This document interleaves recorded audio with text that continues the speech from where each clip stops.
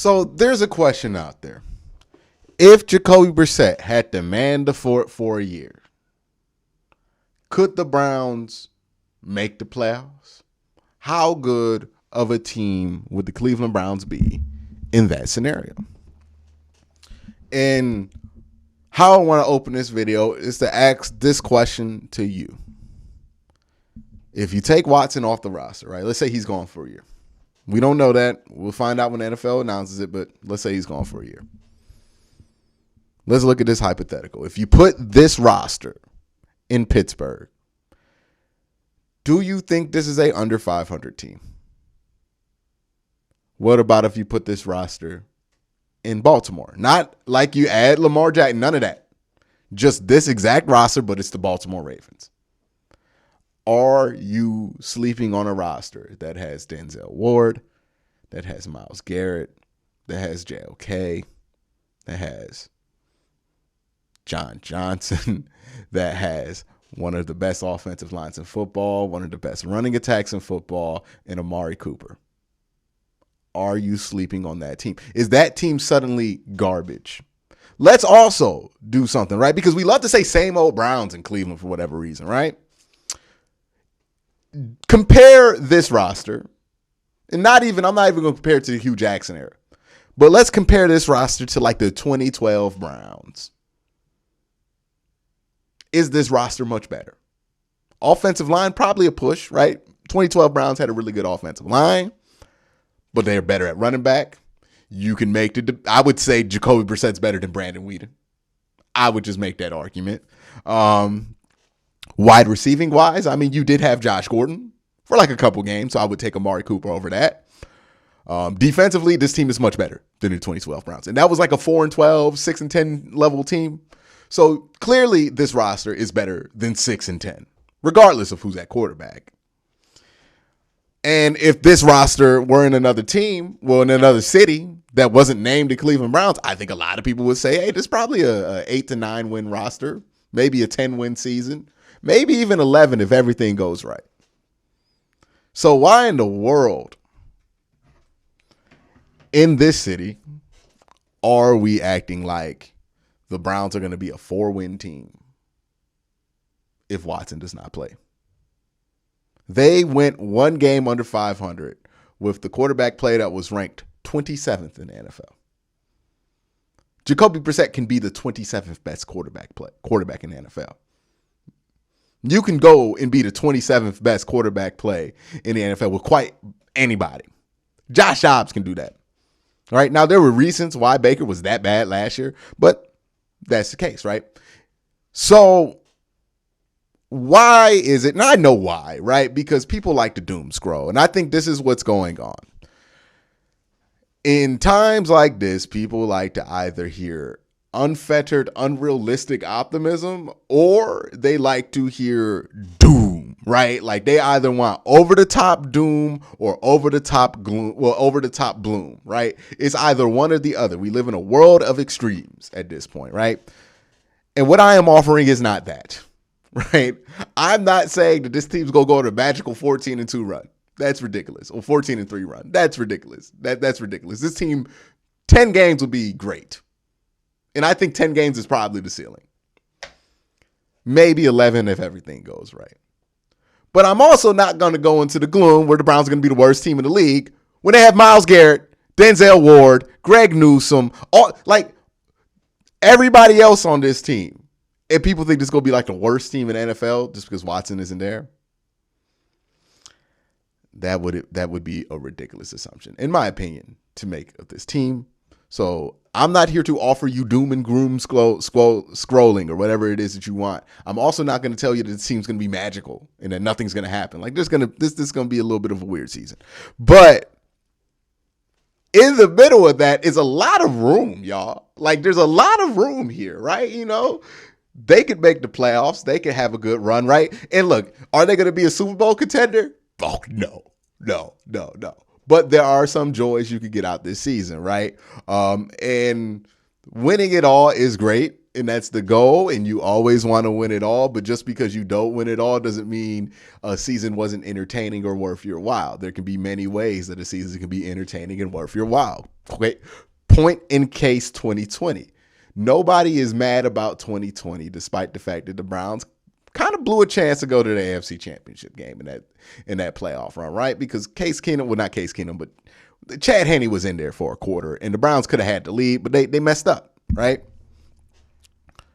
But we're fine with it because we had that playoff game versus the Pittsburgh Steelers. Being an NFL fan and being a football fan is more about moments than it is about achieving specific goals. Like, the goals are nice, right? But there are some championships that fans of, like, the Patriots don't even remember that they have because that season was absent of moments. Right? Why is it, as Cleveland fans, right? If we're all Cleveland fans and let's say you're a Cavs fan, why is it that the 2016 championship means so much to everybody? It isn't just because the Browns won the Cleveland Cavaliers won a championship. That's nice. But it's the moment that they gave you, the moments that they gave you in that run, right? Being down 3-1. Winning game 5, that thunderstorm that the Q was at game 6, where they just went on a tear and destroyed the Warriors, and then LeBron getting the block, Kevin Love getting the stop, and then Kyrie pulling up for the shot. That's what being a sports fan is about, is the moments. The goals are great. Don't get me wrong. I would love to celebrate a Super Bowl. But the reason the Super Bowl is sweet is because we assume that winning a Super Bowl comes with a season full of moments. When you hear fans say 0-16 and 1-15 weren't that bad, you know why? Because them seasons had moments. They had moments, right? When the Browns had that field goal to win that one game against the Chargers, that was a moment. Them 4-12 seasons where you do nothing but going mediocre all the time, those seasons don't have moments. 2019 was a season absent of any moments. 2021 was a season that had some moments early, but no moments at the end. And that's why it was miserable. Being a sports fan is about those moments. And this is a good enough team to provide you with moments. I'll just bring up some examples. What if the Browns are a 7th seed?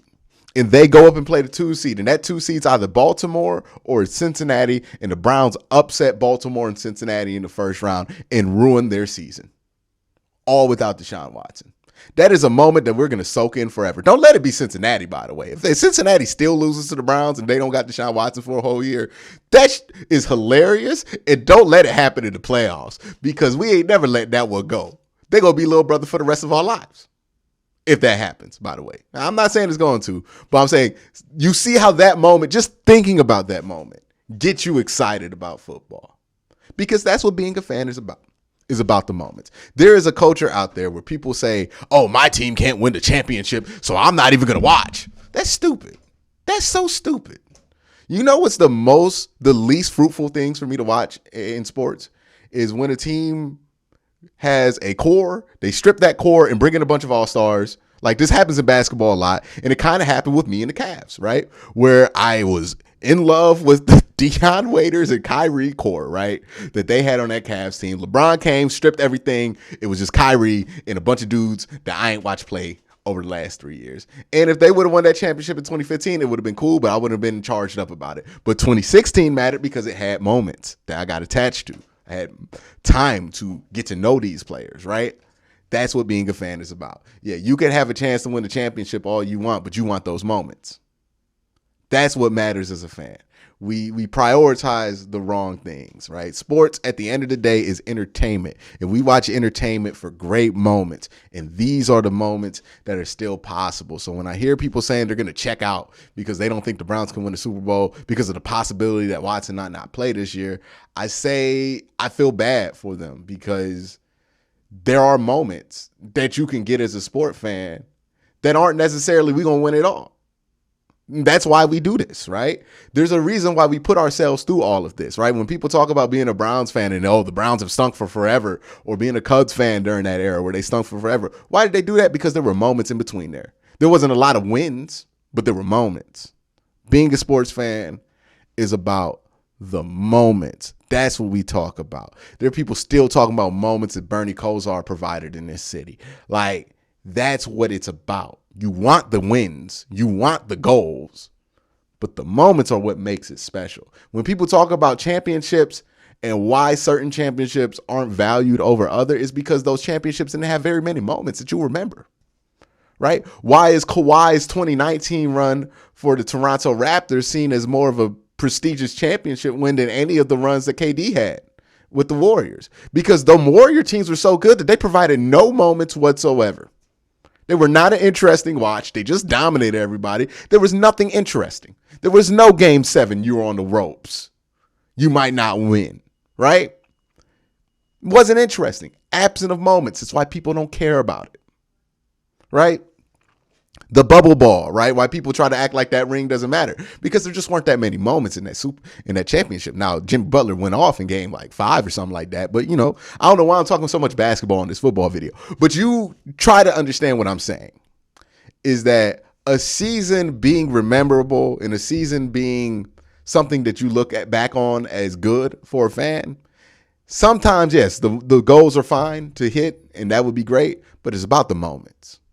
And you want a season filled with moments. And a Browns team that potentially, and I'm not saying this is set in stone because we don't know anything until the NFL announces a suspension. There's a lot of people telling you that they know. Don't nobody know until the NFL say that they've announced a suspension. But let's look at this. If the Browns get their quarterback suspended for a year and still find a way to make the playoffs, that's a moment. That's a true moment. That's when Browns fans would feel like this ain't the same old Browns, even though they ain't been the same old Browns since Kevin Stefanski and Andrew Berry have been head coach and GM. Like, they stunk last year and they were one game under 500. They ain't the same old Browns. But nonetheless, that's what being a fan is about to me. It's the moments. It doesn't mean that I don't prioritize winning or that I don't like winning, but there are moments, right? This is why we want to hang on to certain players, because we get attached to the idea that player is going to provide me a moment. It's why everybody loved Rashard Higgins, because Rashard Higgins did not produce consistently in the stat sheet. But you know what Rashard Higgins did? He gave you moments, right? Moments after moments. That's what Rashard Higgins provided you. And that's why so many people love Rashard Higgins and some role players that are like that, because they just provide moments. So that's my thoughts on this season. I didn't really get into why. Obviously the roster's good enough. I think also there is a conversation to be had about why I feel like Jacoby Brissett starting for the Cleveland Browns could ultimately result in more wins than what Baker Mayfield did last year. And it's not necessarily a slight on Baker Mayfield, because what I am not saying is that Jacoby Brissett's a better quarterback than Baker Mayfield. No, that's absolutely untrue. Baker Mayfield's highs are much higher than Jacoby Brissett's. That just is what it is, right? Now, Jacoby Brissett's highs are much higher than like a Case Keenum, right? And I think if you look at Jacoby Brissett, he's a mediocre to average quarterback, right? That's what you get with Jacoby Brissett. With Baker Mayfield can be good. He could be mediocre as well, right? That range is higher, but it's also more inconsistent. And this is my whole point about why I would be more comfortable with Jacoby Brissett being in there. If you're calling plays for the Cleveland Browns, that Jacoby Brissett should not get more than 20 passes a game. And Jacoby Brissett knows that. There is no expectation from Jacoby Brissett that he should be put in a position to win the game. There is no expectation from the coaching staff that Jacoby Brissett should have to win you that game, and you have more uniformity on that offense as far as play calling goes. You're not going to get away from your game plan trying to hope that a player is going to take you out of it. And sometimes that works, right? When that player is a great player and you can lean on him, lean on him. But when that player is Baker Mayfield, sometimes he'll do it. Sometimes he'll hurt you. That just is the truth of Baker Mayfield as the Cleveland Browns the last 4 years. That just is what it is. It's not a slight to him. It's just the truth. With Jacoby Brissett, not to put yourself in that situation. There is a reason why the 49ers have been able to reach the NFC Championship game twice with Jimmy Garoppolo. And I will make this argument as clear as day. Jimmy Garoppolo in every way is a worse quarterback than Baker Mayfield. But The only difference between Jimmy Garoppolo and Baker Mayfield is Jimmy Garoppolo's coach. Don't expect much out of Jimmy Garoppolo. He expects 20 passing attempts out of Jimmy Garoppolo. The other difference is that Jimmy Garoppolo also doesn't expect more. Baker Mayfield, when he wasn't getting those passing attempts, when he wasn't getting those opportunities to impact the game, he got frustrated. He felt like they didn't believe in him enough. Because, Baker's talented enough to believe that. Not consistent enough, but talented enough to believe that. Jacoby Brissett, you're not going to run into that same problem. You're not going to have to make the quarterback happy when you call these plays because Jacoby Brissett just happy to start. That's why I think it's ultimately a better thing. It's not about Jacoby Brissett being a better quarterback than Baker Mayfield. It's about the Browns knowing what to expect out of Jacoby Brissett and that being more consistent. It's about Jacoby Brissett knowing what to expect out of Jacoby Brissett and that being more consistent. And sometimes that's helpful. It's the reason why, if you look at the 3 games the Browns played without their starting quarterback, they went 2-3 and damn near went 3-0. Right? Nick Mullins, Case Keenum, 2 guys I would never make the argument is better than Baker Mayfield, but they played better in those games because they knew what they had. They ran the ball with Dearness Johnson all game, and then they rolled that to victory. They didn't try anything special. They didn't try to get Baker involved. They didn't try to get the passing game more involved. They just knew what they had and knew what they were going to roll with and lived with it. And that ultimately ended up being a better plan for success than what they did most of the season.